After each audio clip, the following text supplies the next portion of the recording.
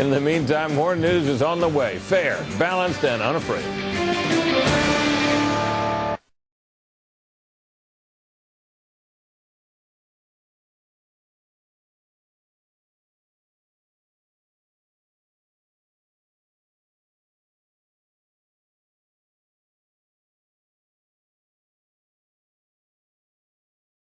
Sandy Berger caught red-handed for stealing highly classified government papers. They saw Mr. Berger with what looked to be papers down his leg. Berger repeatedly lied about his crime and destroyed vital evidence. So why did he only get a slap on the wrist? It adds up to a huge cover-up, and we just don't know what's being covered up. Why did Berger destroy a lifetime of distinguished public service? Who or what pushed him to do it? Fox News blows this explosive case wide open.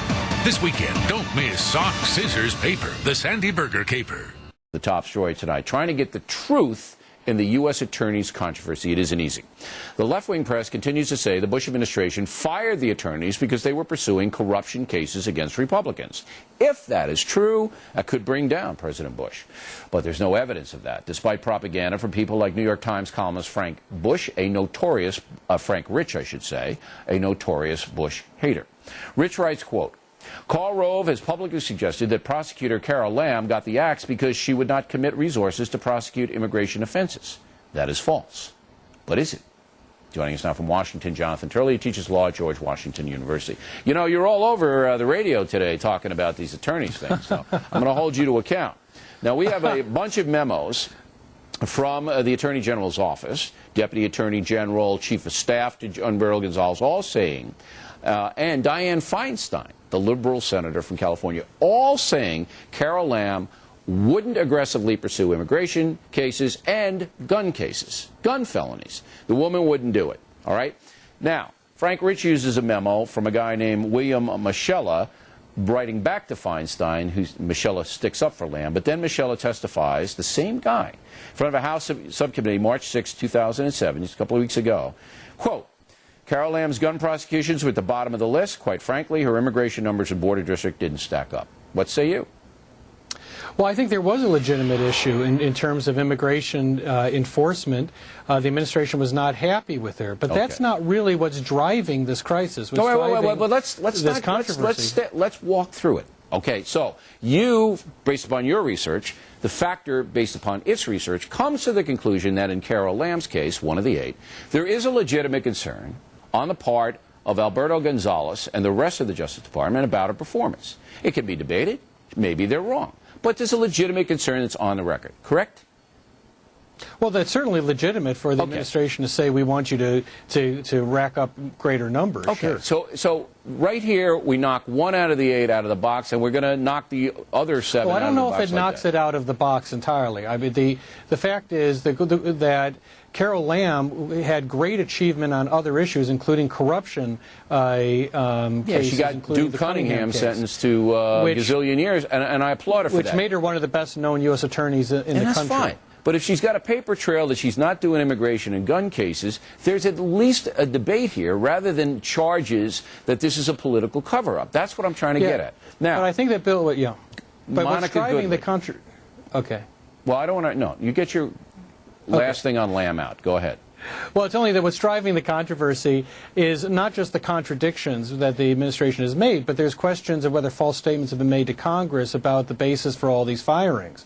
And it does look like Congress is getting traction. You're about to mention Goodling, I believe. Yes. And that's going to add to that process. Okay. Monica Goodling is the liaison between Attorney General Gonzalez and the White House. She is called upon to testify in front of the Senate. All right? She's taken a Fifth Amendment saying, I'm not going to say anything, I'm going to go up there and get my Fifth Amendment rights. Now, if you were in the same position, you would do it, and I would do it too. And you know why? 2 words. You know what the 2 words are. You want to say them or you want me? Go ahead. No, you want to say them? You know what they are. 2 words. What are they? It's a name. Go ahead. You know what the name is. I couldn't imagine. Scooter Libby. Well, you see, that's a bad thing to choose because he's a convicted felon. Yeah. But he got convicted because he went in and he talked about a situation that wasn't even defined as a crime, and apparently he lied about it. So why would Monica Goodling or Jonathan Turley or Bill O'Reilly or anybody in their right mind go up and testify about anything You know, that's like saying I'm not going to file with the IRS because Capone got nailed. No, I mean, you don't have to You can testify. file with.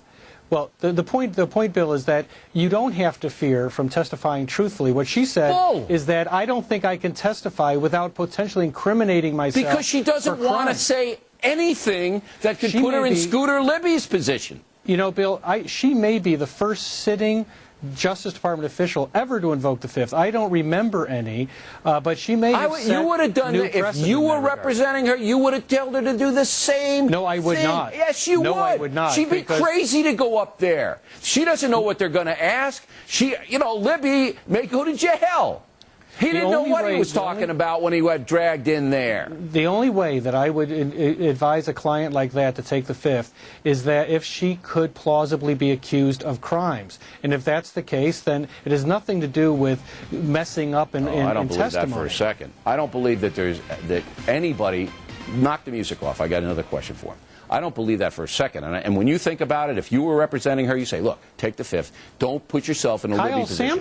Kyle Sampson is going to testify, and they're going to put a virtual toe tag on that guy before he sits in the chair. Well, maybe and so, he's not going to take the Fifth. There's nobody... I wouldn't ever, because I don't know where they're coming from or what they're going to throw at me. But I think there's something that you and I do agree upon. Attorney General Gonzalez should look the country in the eye and explain each one of these firings for the good of the nation. You agree with that? Well, I think that's true, and I got to tell you, I don't understand what will be worse for the administration if Gonzalez is forced out or if he remains, because he's positively radioactive right now on Capitol Hill. He is, but it's a press-driven story. Remember that. But it's not entirely, Bill. Only 8% of Americans. Fouled this up. Only 8% of Americans care about this at all. I'm probably taking a risk doing it here because people don't care. But I'll tell you what, for the principle of the country, the good of the country, Gonzalez should sit here, sit someplace, run down the list and say, we fired her because of this one because of that, and clear it up once and for all, Professor. And you and I agree on that, correct? Well, I certainly agree he should come and just clear the decks. That's certainly in his advantage. Because I always want to agree with you on at least one thing. Appreciate you coming on.